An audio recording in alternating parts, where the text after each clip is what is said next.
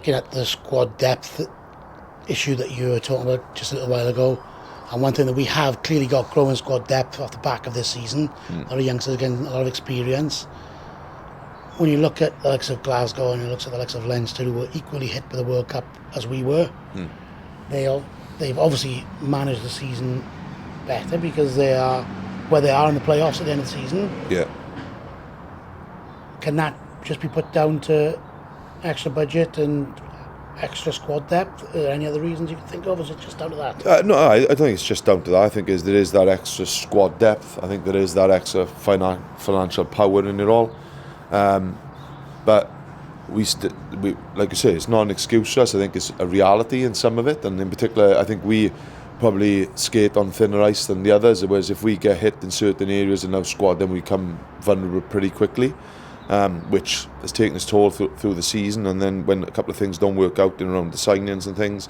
But we've got to be smart with our budget. We know we'd probably still like to strengthen in certain areas, but with the finance and things doesn't allow us to do that. We've got to look into the guys that maybe are underneath, because if we're going after real high profile people, then we're probably not going to compete financially. But I think then when we do our homework, you look at Fonatia now. He was under the radar probably last season, but now I think he's having a fantastic season in around the competition, in playing in the Crusaders. I think he's one of the form players, and it shows if we do our homework and we're smart with it, and we're always going to get one or two wrong. But then when you look back at the ones we have got right in the Fonatia, both Canadians, Sam Undrill, the likes of Cracknell, even Dan Evans coming from the Dragons, those type of things, these boys have come through and done really well. And then when you put that in around the development of Owen Watkins, Scott Orton, Adam Beard, it's a pretty positive place, and like it isn't perfect, but I think we get the majority of it right, and it's something we've got to continue to do that.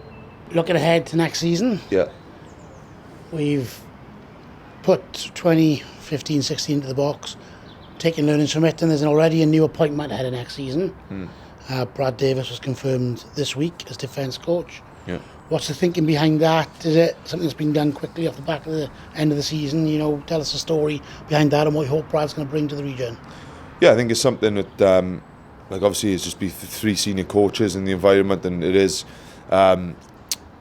it's all hands to the pump every week, which is something that we love and we enjoy doing, but we feel we need an extra help, and ultimately defence is something we really pride ourselves on. And even when I was a player, it was something that we were always one of the best in the league. People obviously have line speed and things, but it's something I think it needs that more attention to detail. I think it needs to be someone's sole responsibility, and I think we've been looking at it for a while, because we think it'll definitely lend itself to our attack, get the ball back quicker, but also you look at the season, which it's worked its way out. Defensively, we've not been where we need to be, and I think the appointment will stimulate some of the senior group, but also shape a lot of the young kids in around how we defend as Ospreys, how we want to be. And I think Brad is definitely going to give us that energy, the detail in and around what this work is. And obviously Brad coming in is definitely going to help myself. I think is a real good experience. He's an amazing character. He's been to some top environments,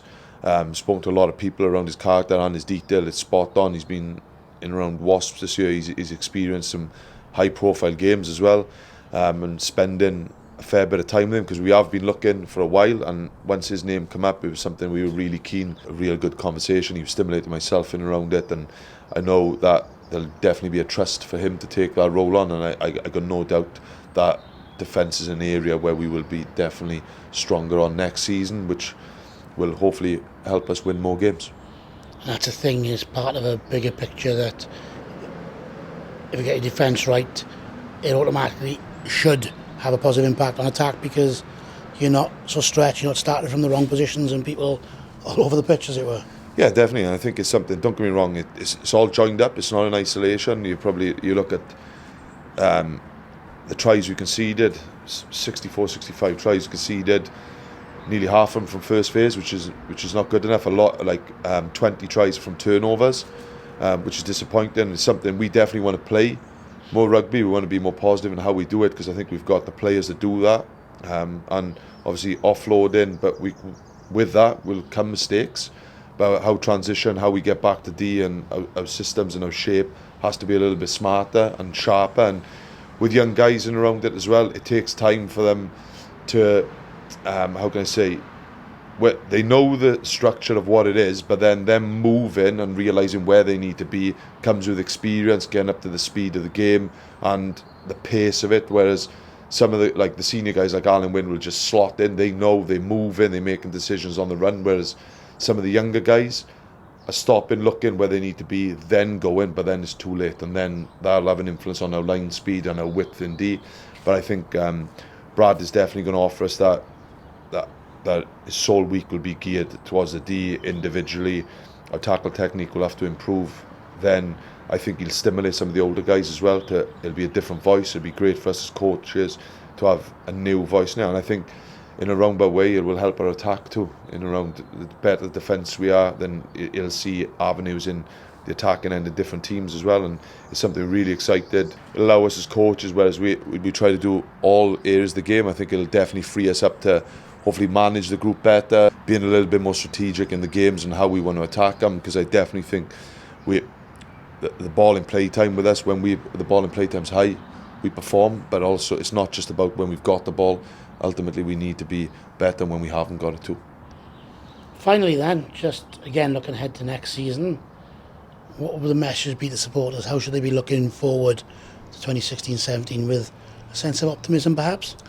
Yeah, I think it's a definite sense of optimism, and probably you divvy up last season, there's a lot of good moments, too many low ones, too many inconsistent ones, and with a young group I think we don't want to be hiding behind a young group for long. We have to be more consistent, and the reviews have been really positive, not in the fact of where we finish, but where we can get to and how quickly we can get there. I think our squad is always more vulnerable than others, because if we get hit in the wrong areas, then it does create its own issues, and obviously we can't go and just replace like for like sometimes.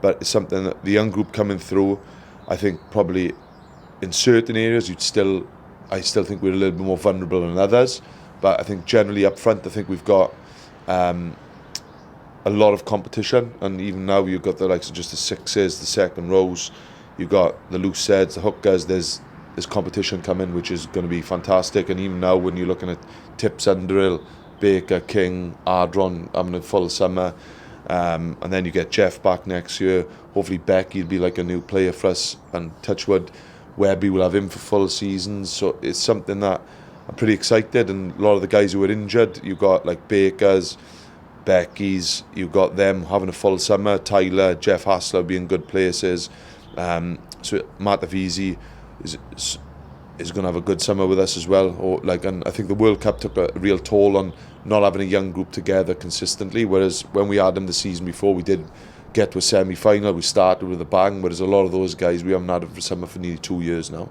and that's something that's really exciting. I think the squad is definitely better, there's more competition, and there's some exciting talent coming through, and the likes of Keelan Giles, Tom Williams, Morgan Williams, Owen, Dav Owells will be back and having his first ever full summer with us, and after going with the 18 senior tours, it's something that these are the kind of things we've got to deal with. But I think we can have a real consistent group to train throughout the summer, like Nicky Smith, Bevington, Gar Thomas, Sam Parry, Scott Otten. So it's going to be another full summer with a consistent and talented group. But I think if we get a consistency right, then this is definitely an optimistic and exciting season ahead for us.